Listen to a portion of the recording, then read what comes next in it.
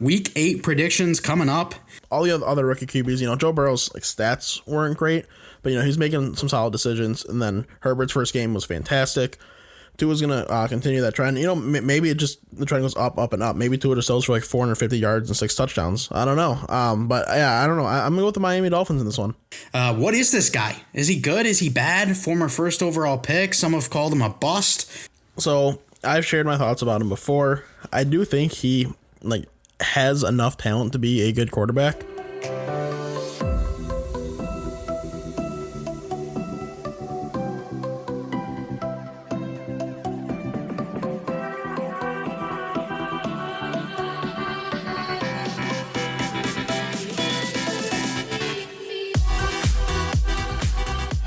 Hello, everyone. Welcome to the WNP podcast. I'm your host, Mike Mitchelson. Joining me today, as always, my co-host, Chase Crawshaw. Chase, how you doing today?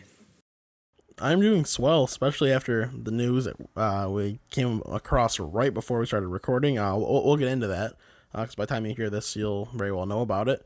So we'll get into that in a minute. But yeah, I'm doing very swell today. How about you? I'm doing pretty good as well. And before we hop into what's going to be happening in this episode, I quickly want to talk about Halloween. Obviously, Halloween coming up this Saturday. And I recently stumbled across a movie on Netflix. I've been looking for some Halloween stuff, trying to get more in the mood. Because honestly, I go on Twitter, I go on basically anything, and all that's popping up is Christmas stuff. And I really want to get to Christmas, but I'm trying to keep my focus on Halloween. It's a struggle, I'll be honest. So going across Netflix, and I see Hubie Halloween on Netflix. It's Adam Sandler and all of his friends. They made a Halloween movie, and I am about a half hour in, and it is the dumbest thing I've ever seen in my life. But it's got so much Halloween in it that it's getting me in the Halloween spirit. Like the Monster Mash is in it and stuff. So I don't really know if I want to recommend it to people because it's really dumb, like really dumb. But I'm in the Halloween spirit now. So did you hear the whole thing about Adam Sandler being like, yeah, I want to take all my movies and create a Marvel type universe? Did you hear that? No, ever? I did not. So this happened over the weekend or last week.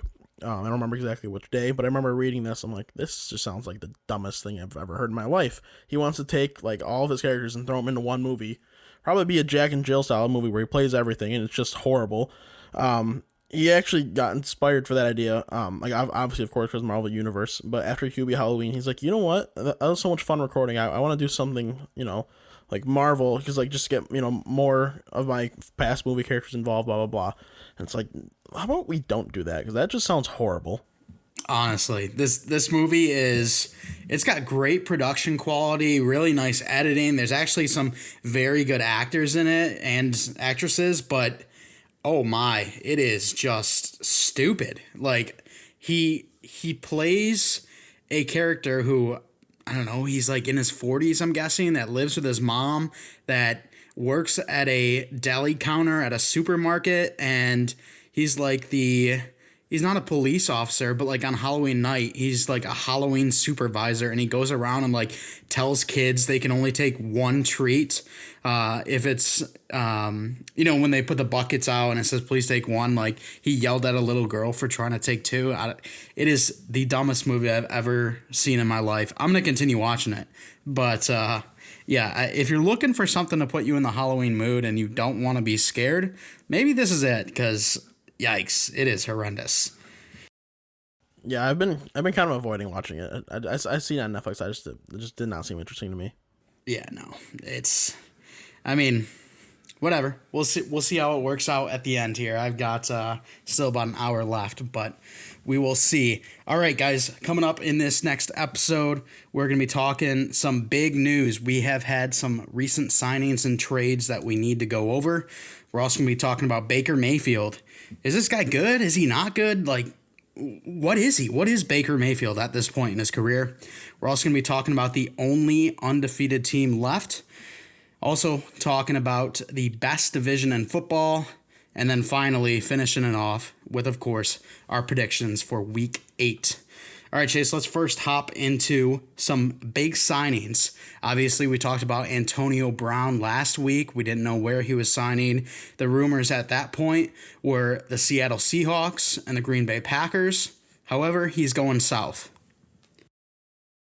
Yeah, he's heading to the Tampa Bay Buccaneers. Super weird. Not really something I expected, especially since Bruce Arians was quoted weeks ago at Max saying that no, there's no fit for Antonio Brown here. It's just not a good organizational fit. And then he goes out and says, this has nothing to do with Tom Brady. This was a decision between the GM and I. I really just, I don't believe that. I don't know. Tom Brady definitely has part to do with it. Tom Brady really wants Antonio Brown there. He seems to like Antonio Brown. Obviously, he's a great receiver, and Tom Brady's had so little of those throughout his career. But I mean, at the same time, he also has Mike Evans and Chris Godwin. And then also at the same time, if you can add a guy like Antonio Brown for cheap, I mean, I guess you might as well. So it's a weird signing. I thought maybe he'd go somewhere for more of an opportunity. Maybe he's just trying to get a championship. I don't know. I thought Seattle just seemed like such an easy fit, but hey, Bucks work. Yeah, absolutely. And I think 100% Tom Brady has to do with this signing because I think he is just on a vengeance tour. He wants to be the successor out of that Brady-Belichick relationship. He wants to be the first one to capture a championship. And, hey, they've looked really good. AB now coming over, we thought, holy cow, they're going to have the best 3 wide receivers in the league. Well, Chris Godwin, he just had an injury to his finger, had had surgery on his finger earlier today. He's going to be out this week for sure.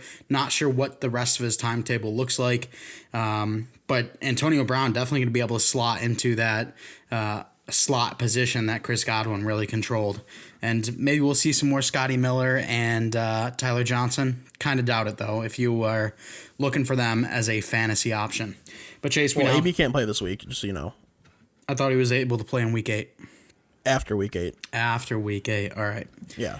So, yeah, maybe Scotty Miller and Tyler Johnson are good options this week, but going forward, probably not, especially if Chris Godwin comes back. All right, Chase, Dez Bryant.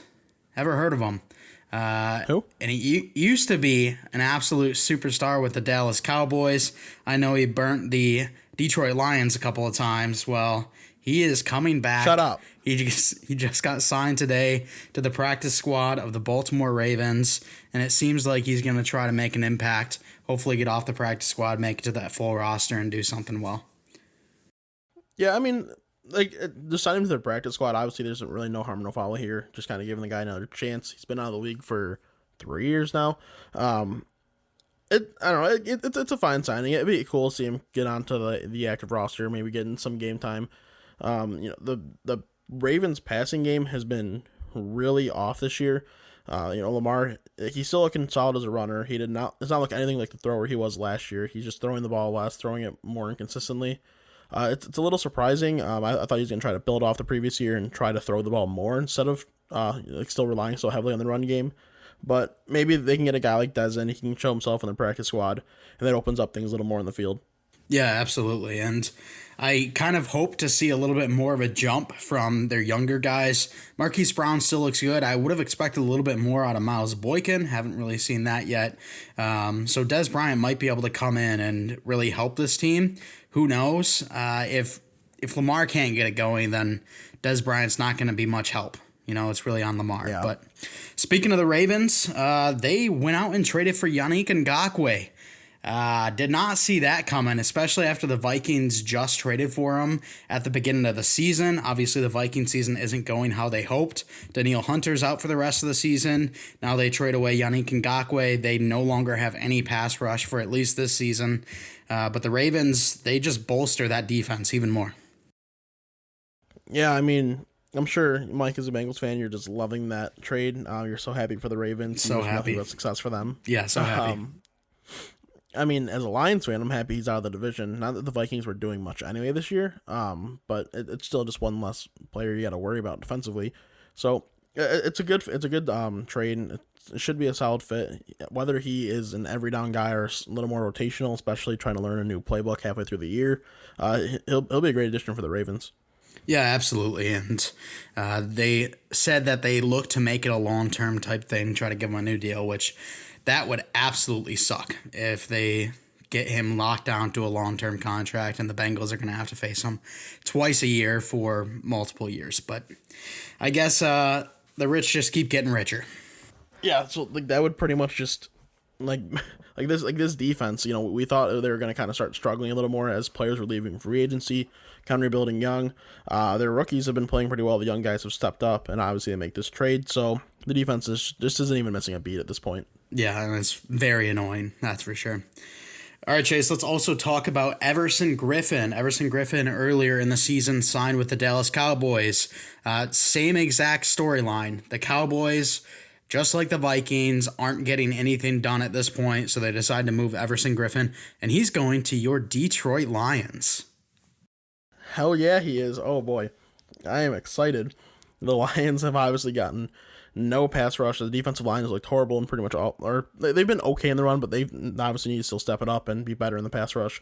So Everson Griffin comes in, really solidifies that DN position. I'm super excited. It was a signing I hope was going to happen in the offseason. It didn't. I'll happily give up a conditional 6th-round pick for the guy.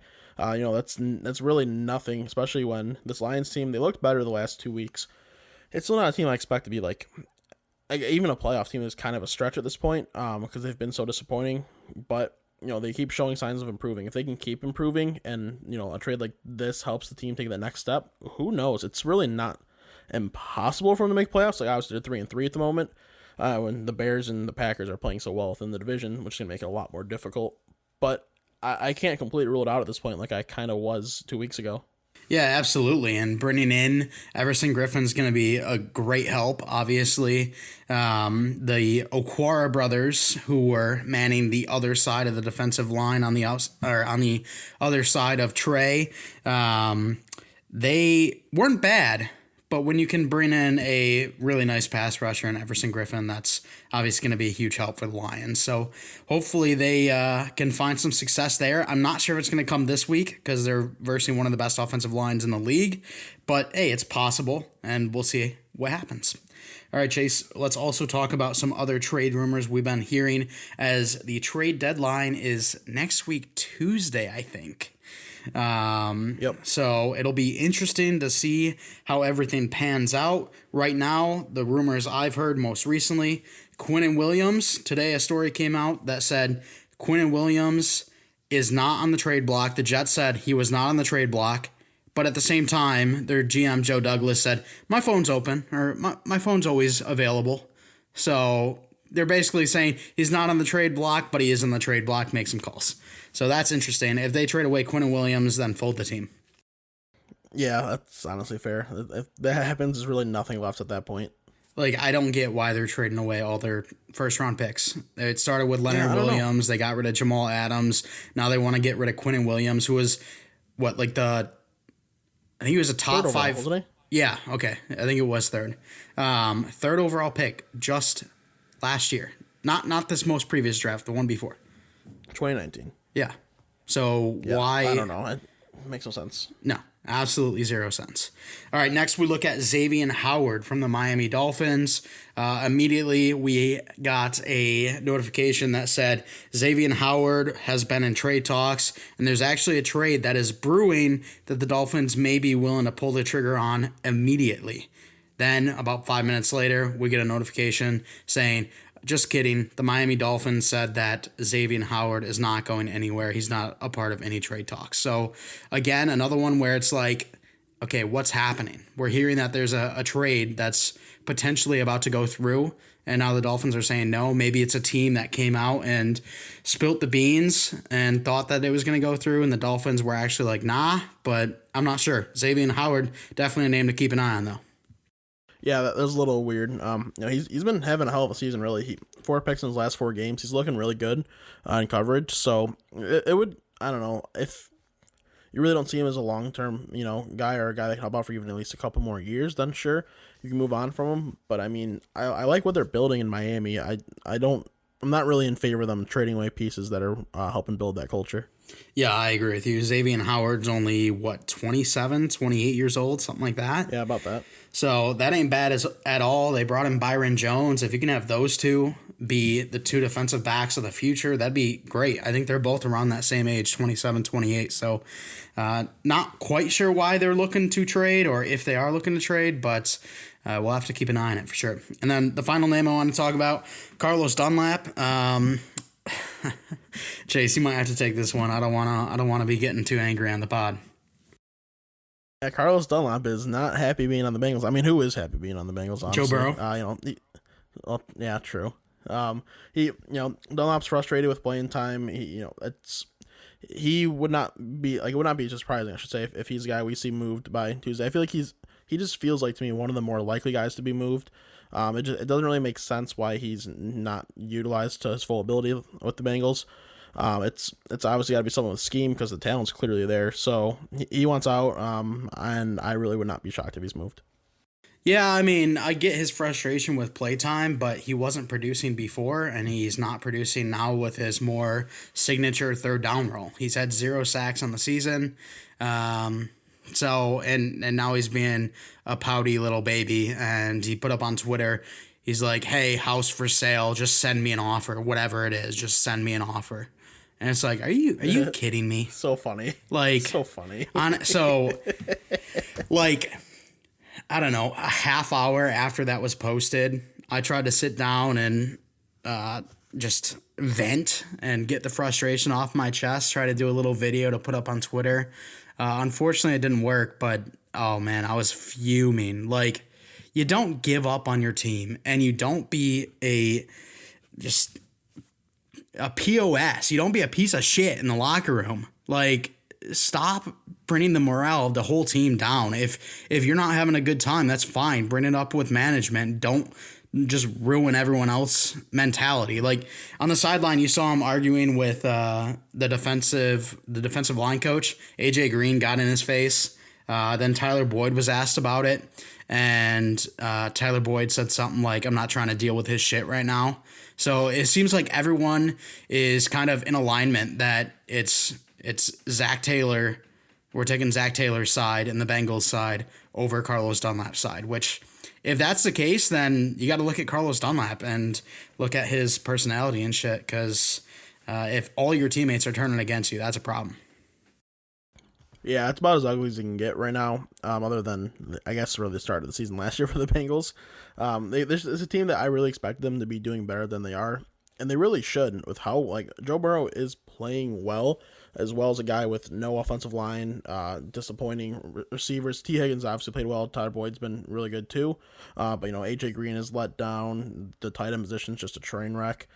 So like this, he's been doing like all he can with what he has, and he's on pace to set the rookie passing record. He's on pace for like 4,300 yards on the year, which is a lot of yards for a rookie QB. So it's just a mess. Hopefully they can get it figured out. It clearly wasn't going to be a 1-year turnaround, but I still thought this team had the roster to maybe reach the 7-8 win mark, but that's not happening anymore. Yeah, and over the past 2 games, AJ Green's turned it around a bit. He's been much better. I think he had 7 receptions in this most previous game, and the game before he had 9, I think. But the one thing with this Bengals team is I did not expect them to be good early, and a lot of their wins I had, I think I predicted them at 6 wins. A lot of those wins actually came on the back 8 because they had teams like the Giants, like the Dolphins coming up in their schedule. I think there was another team as well, maybe the Jets. I don't really remember, but there was a lot of easier opponents in their back 8. So I wouldn't be surprised if they still got to that 6-win mark. I think at this point in the season, I had them at 2, and they're at 1-5-1. So this really isn't shocking me. I think they just need to put it together towards the end of games. I mean, there's been so many games where if it wasn't for a pass interference call or if it wasn't for the defense choking within 30 seconds, they'd have many more wins. But it is what it is. All right, Chase, let's now talk about one of their in-division rivals, the Cleveland Browns, and their starting quarterback, Baker Mayfield. What is this guy? Is he good? Is he bad? Former first overall pick. Some have called him a bust. Some have said no. I mean, look at his numbers. He's a superstar. He was up for the passing player of the week this week after versus the Bengals. Chase, what are your thoughts on Baker Mayfield? So I've shared my thoughts about him before. I do think he has enough talent to be a good quarterback, but it doesn't really show. Kind of questionable decision making. He won't just really just trust any of his receivers. He really wants to get the ball to guys like OBJ and Landry. Obviously OBJ's hurt, so things are going to change. But if you notice, he's a way better quarterback with OBJ off the field than on the field. It's really weird. He like a guy like Tom Brady, for example. What makes him so good is that he can just throw it to anybody. He doesn't have to worry. He's like, this receiver's not as good as the other one. He doesn't care. He's going to throw it to you, and if you don't do your job, then he knows you're getting taken off the field, and it's fine. So Baker doesn't really do that. So if when he's struggling, it shows to be really prominent. He's just trying to force feed. You'll see, a couple receivers with really high targets. But when he's playing well, he's spreading the ball around, and that's kind of what happened yesterday.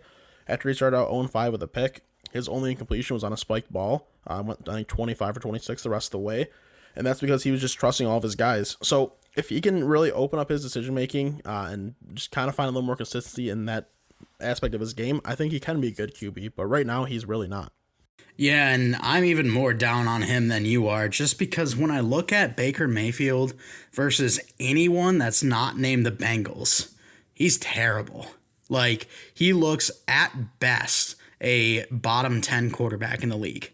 But when he plays the Bengals, he's a freaking all-star. He's 5-1 against the Bengals in his career. His passer rating is over 100 against the Bengals. Against any other team, I think it's around 80.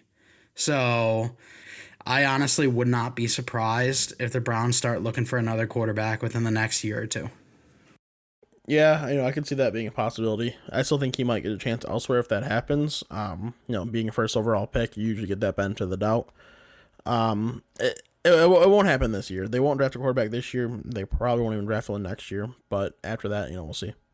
Yeah, especially if they keep winning. But 5-2 right now. If for some reason they don't make the playoffs, they have a really bad second half of the season, and Baker Mayfield looks terrible because he's not playing the Bengals anymore. He's already played the Bengals twice.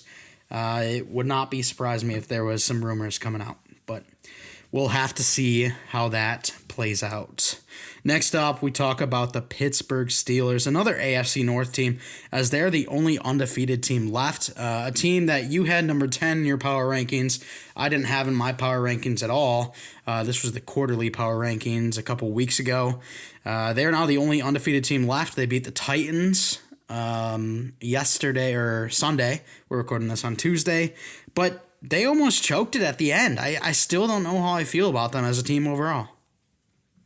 Yeah, I mean, they're not in my top 3 if I had to do them right now. I can tell you that.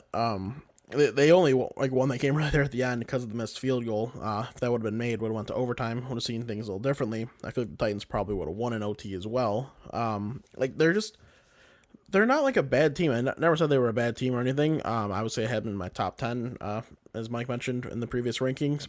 But they're also just not like a great team. They're just a good enough team. They could probably get into playoffs. At this point, they're going to get in playoffs with the amount of wins. It'd be really shocking if they collapse that hard and don't. So they'll be a team that's good enough to get in playoffs, but not really do much from there.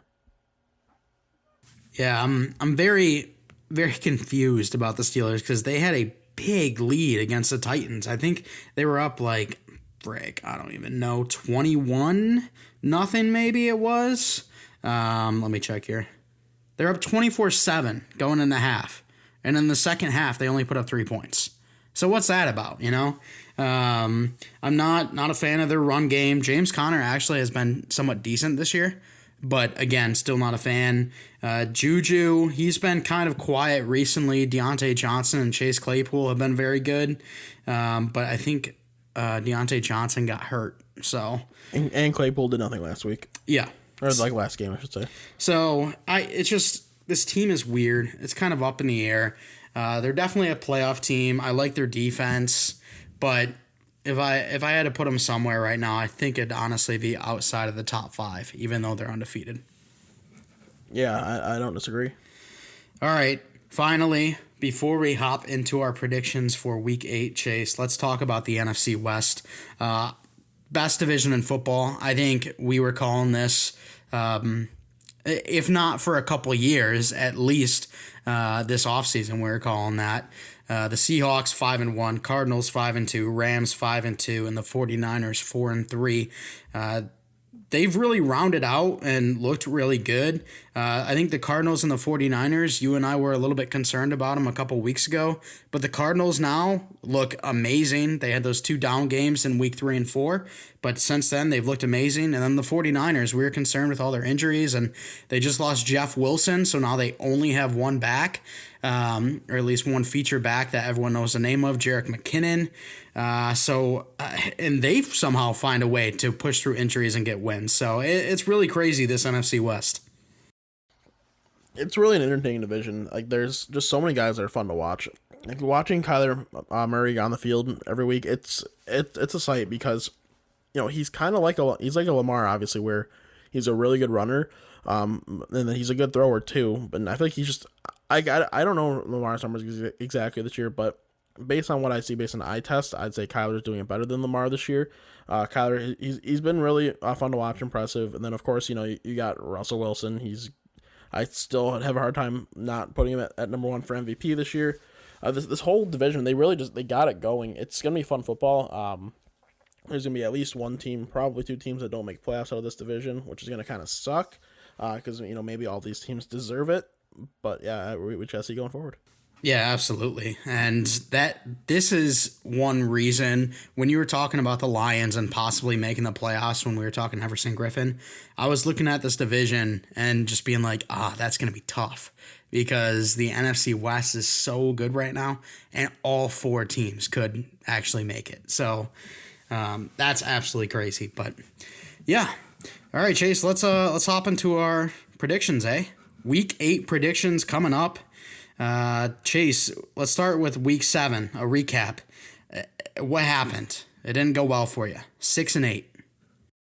I don't even care. The Lions won, and the Lions are 3-3 in the trade for Everson Griffin. Who gives a shit how I did? So Chase went 6-8 last week. I went 9-5. I mean, are you shocked? No, you shouldn't be. Now, when we look at the overall season rankings, I am 65-40. Chase is 59-46. Chase hovering at a 56% when it comes to win percentage, and I am around 62. So Chase, 6 games back. You really got to start doing something here. Let's see if you can do it this week. I mean, if I chose more vanilla predictions like you, then we'd be pretty similar. But I like to be bold. I mean, that's fine. You can say that I'm not being bold. You can say I'm being correct. That's fine with me. Yeah, you're just boring. You don't like to add any spice to anything. You probably just eat your chicken just raw. I believe I took the Miami Dolphins. Where was it? Let me see. I got to come back. The Miami Dolphins over the San Francisco 49ers back in week 5, which you took the 49ers. You were being all dull, and guess what? My shock pick came true. All right, Chase. You're one example. It's like adding a splash of salt to your meal. I'm like, ooh, it's spicy. Congratulations. You picked Chicago over LA because Chicago was undefeated. Congratulations. Okay. Great job. Great job. Picking the undefeated teams. Nice. That's awesome. That's really nice spice, Chase. But let's hop into it. Thursday night football, Atlanta at Carolina. Who you taking? I don't even know, honestly. The Falcons they look so bad. Panthers, I was hoping for a little more last week, didn't really get much. Still sounds like CMC's probably going to be out.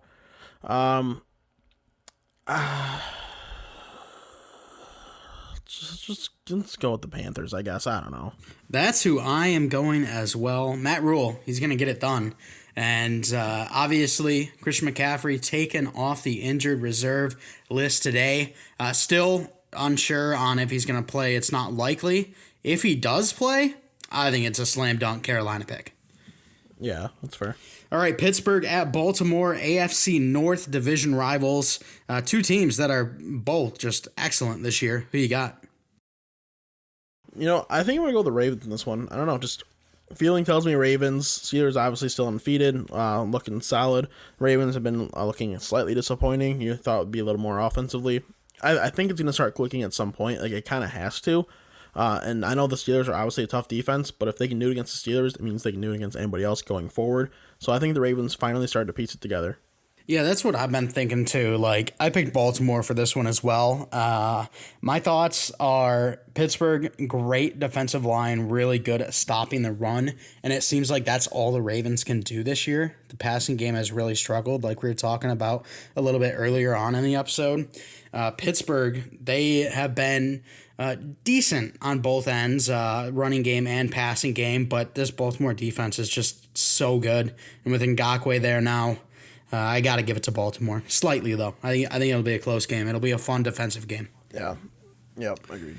All right, the Rams at Miami. It is officially Tua time now. He was, of course, named the starter, and I honestly don't know if it's the smartest decision to name him the starter against Aaron Donald and Jalen Ramsey. First week, you got to go against those two beasts. It's going to be tough.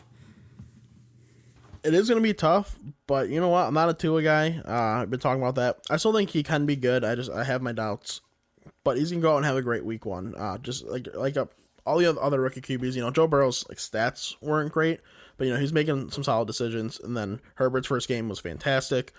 Tua's going to continue that trend. Maybe the trend goes up, up, and up. Maybe Tua just sells for like 450 yards and 6 touchdowns. I don't know. But yeah, I don't know. I'm going to go with the Miami Dolphins in this one. That is very spicy. I went the Rams with this one. I like Tua more than you do, but I'm not sure if he's going to be able to do it against Donald and Ramsey. Next up, the Jets versus the Chiefs. Chase, you were talking about some spice. Let's get some spice in there. You're picking the Chiefs. Jets don't even show up to the frickin' facility. Like, why even bother? The spread in this game, it's like minus 20.5 points in favor of the Chiefs. That's a big difference. That's massive in the NFL. That's a slam dunk too. I'm taking the Chiefs minus 20.5. Like that's like something like when Bama plays an SE or like an FCS school to start the season. Like that's the spread you see. You don't see that in the NFL. Yeah, that's pretty ridiculous, and I'm really hoping that Patrick Mahomes just decides that he's going to go all out because, last week he only put 12 points up for my fantasy team. That wasn't very cool of him. So hopefully he does something better against the Jets. But honestly, I could see him putting up 1 touchdown and then just going to the bench the rest of the game. Yeah, why even bother? Like they're gonna get a lead and they're gonna keep that lead. They're never gonna lose that lead. I'm not, the Jets might start the ball, score the first touchdown, but from there they're not gonna have any more lead. So it's gonna be an easy win. I don't have high expectations for Mahomes though, honestly, because I feel like he's not gonna play the whole game. Yep, I would not fault the Chiefs if they did that. All right, Minnesota at Green Bay, an NFC North rivalry. Who are you taking in this one? I'm going to have to go with Green Bay in this. I can't just choose the Vikings even if I want to be spicy because the Vikings they aren't it right now. Cook should be back and that should help, but the Packers they're going to have Aaron Jones back. They'll still have Devontae Adams. They'll still have Aaron Rodgers. That's all you need if you're the Packers. Absolutely. I'm taking Green Bay as well. I hope that Minnesota can do what Tampa Bay did and kind of shut down Green Bay a little bit because I love Dalvin Cook. I love Justin Jefferson. Don't love Kirk Cousins, even though he was a Spartan. But yeah, I don't know. I just got a soft spot in my heart for Minnesota. So I hope they win, but not going to bet on it, that's for sure. All right, Chase, let's talk about your Detroit Lions as they are home against the Indianapolis Colts this week. Indy, great defense. Are the Lions and Stafford going to be able to handle them?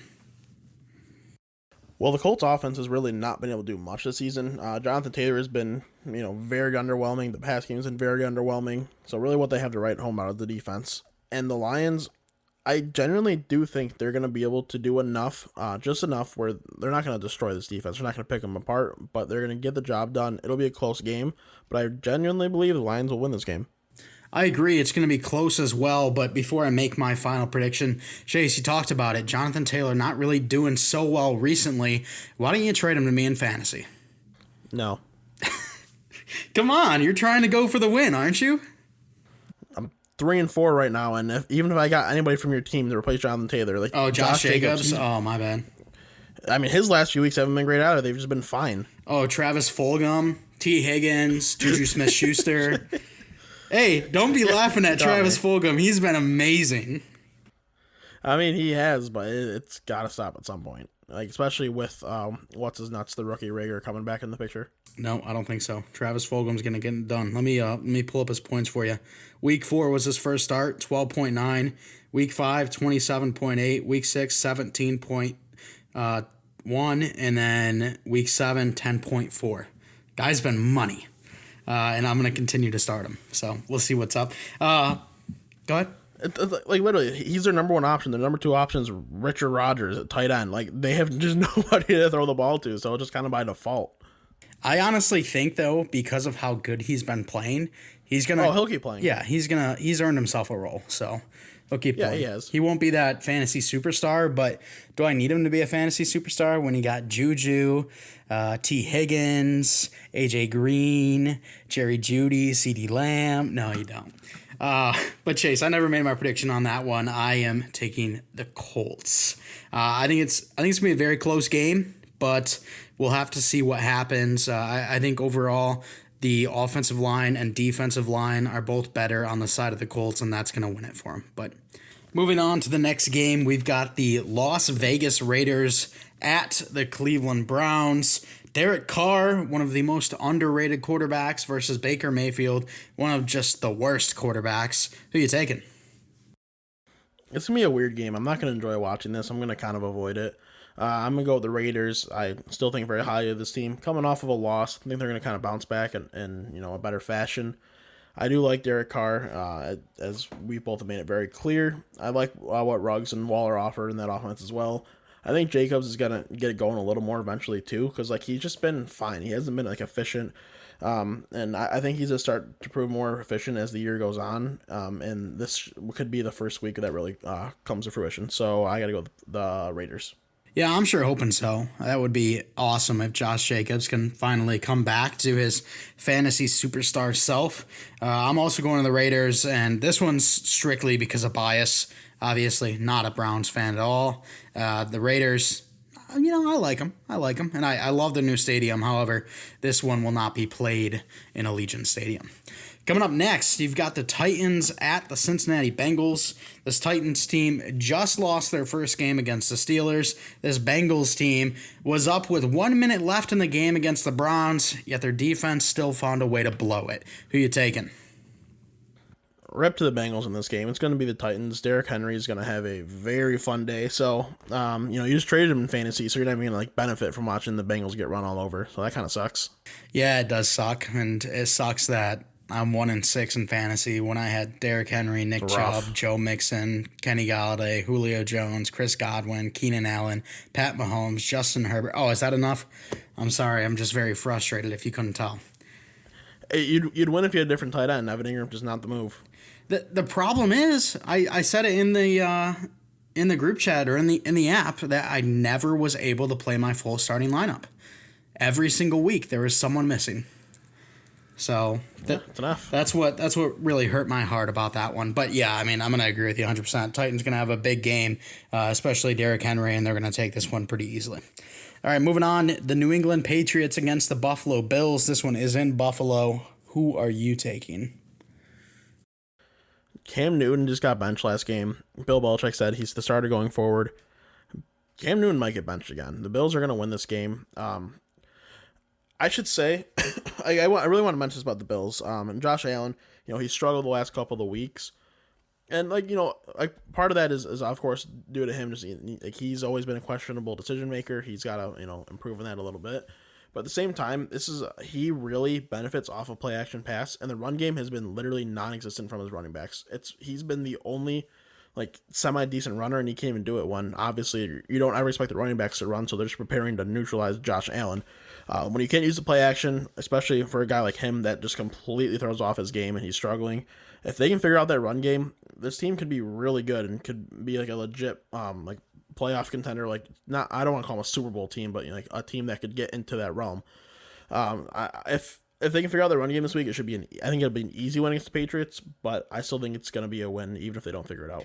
I don't even know what it is with the run game for Buffalo, because last week they literally didn't even try to run the ball with their running backs until like the fourth or fifth drive. So I don't know if it's McDermott not having any confidence, or maybe Josh Allen is seeing something and changing the play call, or what it is. But like they're just not even attempting it, which is crazy. It's really weird. This was the Patriots Bills. This was a game that I was so excited for, absolutely pumped to see. And then the last 3 weeks happened. The Patriots have really started to struggle. It was a team. They look really bad. Yeah, it was a team that you and I both had in our top 10 for quarterly power rankings. We might have. No. I think I had the Patriots at 6. I was going to say we might have even had them in our top 5, but we both had them pretty high, both in our top 10, and they have really started to struggle. I really hope Super Cam comes back in form, but I can't be picking with them right now. Not how they're playing, so I'm going Buffalo as well. Next up, we go over to Denver, Colorado. Last week, we saw there was some snow in Denver. This week, will we get the same? Who knows? But the Chargers are going to have to deal with whatever comes to them. Really don't know where to lean in this game. The Broncos didn't look good last week. They're really just not that special of a team. I've kind of been on that train for a while. I think Drew Lock is just fine. I know he's been hurt this year, so it kind of throws things off. And obviously not having a guy like Von Miller all season hurts tremendously. But I got to go with the Chargers in this one. Herbert can go and he can have a nice day. Maybe make up to Mike Williams for only getting 1 catch last week. Maybe he can make him feel a little better, have a big day. This feels like a Mike Williams type of game to me. So I feel Mike Williams, big play touchdown. So Giuseppe, if you're listening, you can feel confident playing him. Why would you say that? I'm trying to give him AJ Green right now. Yeah, I don't necessarily agree with the Mike Williams thing, but I'm going to agree with the pick. I'm taking the Chargers over Denver as well. I think Herbert's just the better quarterback. Drew Lock, I don't think we've seen his true capabilities, obviously being injured. He's missing his top target in Cortland Sutton. He's been injured. Von Miller, of course, injured. Bradley Chubb had some injury problems. Their secondary, everything that's gone wrong for me in fantasy is what's happening to the Denver Broncos this year. And I feel really bad for them. I was really hoping that they'd do well and be a sleeper playoff team. But, that's really not the case. So I'm going to take the Chargers as well. And quickly, before we move on to the next game, I want to get your thoughts on, I don't know if you saw it, but Dan Orlovsky came out and said that the Bengals and the Chargers need to change their ways. They need to spend money to get players around Burrow and Herbert, because Burrow and Herbert are both so good that if you do bring pieces around them, they'll get you a Super Bowl. Each of them will be able to get their own cities a Super Bowl. What are your thoughts on that? Well, you know me. I'm huge on Joe Burrow coming into the NFL. I think he's going to be a tremendous quarterback in the league for years to come. And I still like Justin Herbert better coming into the NFL. So I clearly agree with that statement. Burrow, really all he needs is that offensive line. That'll help his receivers, give him more time to get open. It'll help the running back. It'll help the running game stay strong and healthy. And it'll help Joe Burrow, obviously, have a little more time to throw the ball. When he has an eighth of a second to throw the ball, he's not going to do much.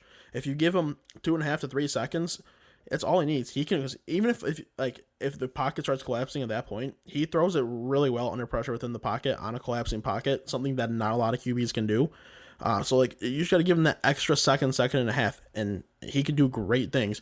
And then same thing with Justin Herbert. If you just improve the offensive line, and I'm just I think they really need a real true running back, not like an Austin Eckler guy. I know he's hurt right now, but when the team's fully healthy, I think they need a guy different than Austin Eckler, someone who they can really rely on to run the ball. Because if they can have a deadly run game as well as Herbert slinging the ball, that can be a ridiculous offense. Yeah, absolutely. And I thought Josh Kelly may have been that guy. He looked pretty good in the first week against the Bengals, but then again, who doesn't look good against the Bengals? And he's kind of struggled recently. So unfortunate there. I think Dan Orlovsky put it perfectly. He said that Joe Burrow right now looks like a 10-year vet.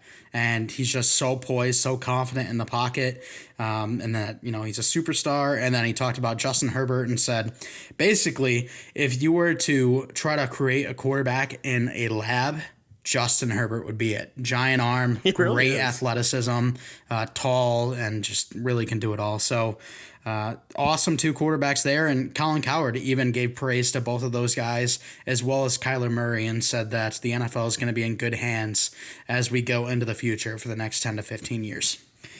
Can't disagree. And really quick before you move on to the next game, this is about all the games specifically. We haven't really talked about it much on the podcast, if at all. Why does the NFL feel the need to schedule 9 1 o'clock games, then 3 4 o'clock games? Like, why not add, another game or two in the afternoon? Really spread it out. Even the previous weeks, there was like 2 4 o'clock games, and that's it. Like, it makes no sense. Spread it out. You're going to get more viewership that way. You're going to, red zone's going to get better action. It blows my mind that they schedule it the way they do.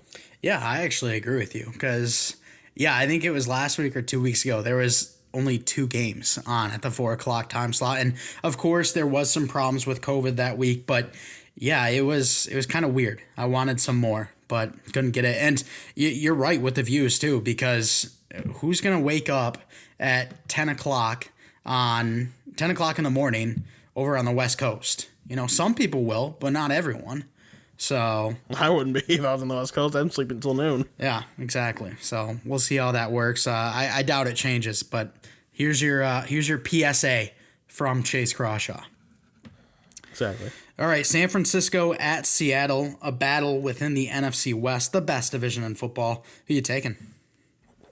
I got to go Seattle on this one. I don't think it's going to be that close either. The 49ers, they're without Jeff Wilson, who got hurt. Of course, they've been without Raheem Mostert as well. Tevin Coleman, he should play. A chance he doesn't play, so that leaves Jerick McKinnon, JaMychal Hasty, and then Kyle Juszczyk, I guess.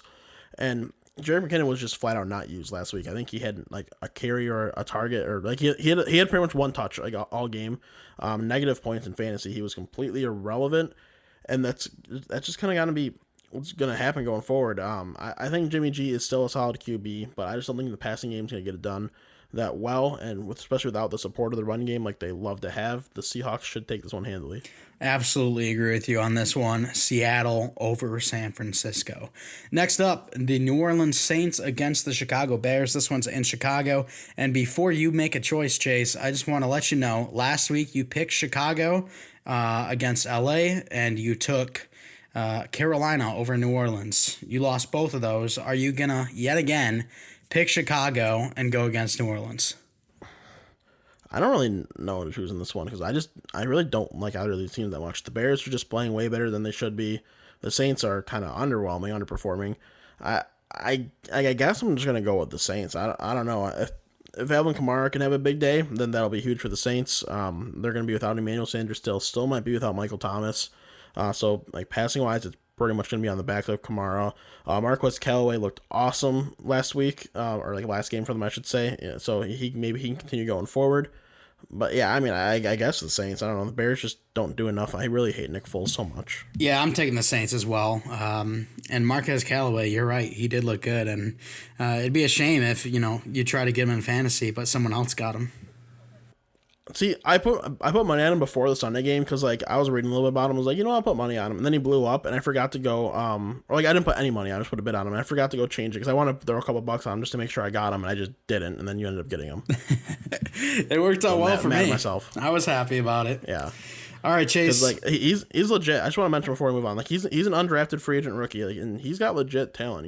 This could be someone who like, I don't expect him to be 1,000 yards, 8 touchdowns every year, but he could be like a actual reliable weapon. There's rumors about Michael Thomas being moved. If Michael Thomas gets moved, Emmanuel Sanders is older. Maybe Callaway really gets a chance. Yeah, no one else has really been great for them. I mean, Traquan Smith and Emmanuel Sanders, I expected both of them to actually do something, and they really haven't. So, Callaway and Drew Brees, they had a really nice connection last week. We could see it continue. We'll see. All right, Chase, that's pretty much it for all the good games. There's 2 games left, but these ones, I can promise you, I will not be watching this week because, ew. And they're both primetime. Why? I don't know. The Dallas Cowboys with rookie quarterback Ben DiNucci against the Philadelphia Eagles. Both of these teams are terrible. Eagles, I think, win. I don't know. I don't know. I don't know. I really don't know. In case you don't know, I don't know. Yeah, Chase, I mean, you're going against your philosophy, though. You said that, rookie quarterbacks have stepped up and looked great, and that's why you're going Tua, but you're not going to go Ben DiNucci? No, Ben DiNucci got action last game, so that was his debut. Okay, you're not going to give him his starting debut, though. No, nope, just debut once he touched the field, and Tua's like one throw doesn't count. That one, like he gets a wash because he's Tua. But Ben DiNucci, he did have a big pass play to Amari Cooper, so he shined.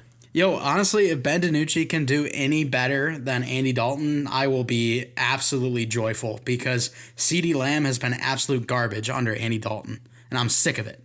Everyone has. Like Zeke has been horrible. Frickin' what's his name? Michael Gallup's not even a factor in the offense anymore. Amari Cooper's been the only semi-reliable piece. Yeah, and Michael Gallup, his contract's up this year, so I've got a good feeling that he'll be moving on. Yeah, and it sucks for him. He had 1,400 yards last year, and then they draft CeeDee Lamb in the first round, and then he's just a non-factor. Yeah, absolutely. And then you're going to have guys out there like Juju. Maybe. I mean, I hope Juju's on the market because screw the Steelers. I gotta imagine Juju leaves. I can't imagine him staying with the Steelers. It does not feel like it's a good fit anymore. Yeah, for sure. All right, and then the Monday night game. If this game ends up like the Thursday night game a couple weeks ago, where one team is the obvious favorite but they lose, I'm gonna lose it because we have the Tampa Bay Buccaneers against the New York Giants. If this goes down like Tampa Bay at Chicago, I quit. See, I like spicy, but if I chose the Giants, I'd be eating a California Reaper. I gotta go with the Bucs. Like I can't have that kind of spice. That's just too spicy. It should be the easiest win of the week. Yeah, it's gotta be. I lied. Chiefs Jets. Oh yeah, true. Chiefs Jets. Forgot about that game for sure. Well, I mean, I don't know. Second easiest in the week. With how Tampa's pass game has been in the last couple of weeks, maybe this one is the easiest. Tom Brady's been on fire. Yeah, let's just not even talk about him. Why give Davey any satisfaction? That's a good point. All right, so that is it for our Week 8 predictions. Chase, only 2 differences this time. It looks like you followed my lead with doing the smart choice instead of the spicy choice. 2 differences we got to keep an eye on, both 1 o'clock games, the LA Rams at the Miami Dolphins, and then the Indianapolis Colts at the Detroit Lions. So we'll see how those pan out. Maybe you can start to chip away at my lead a little bit. Maybe I can extend it. Who knows? We'll have to wait and find out. That's going to be it for the episode, though. If you, ladies and gentlemen, enjoyed it, then please, if you would, go give us a follow on Twitter at WNP Sports Pod. That's again on Twitter at WNP Sports Pod. I'll also put our other social media links down in the description of whatever you're listening on, watching on. If you are on YouTube, if you would please give us a like, give us a comment, and subscribe. Please let us know what your thoughts are on Baker Mayfield and some of the other things we talked about. I'd really like to know your opinion on that. Make sure to hit that bell as well, because then you'll know exactly when our episodes are coming out.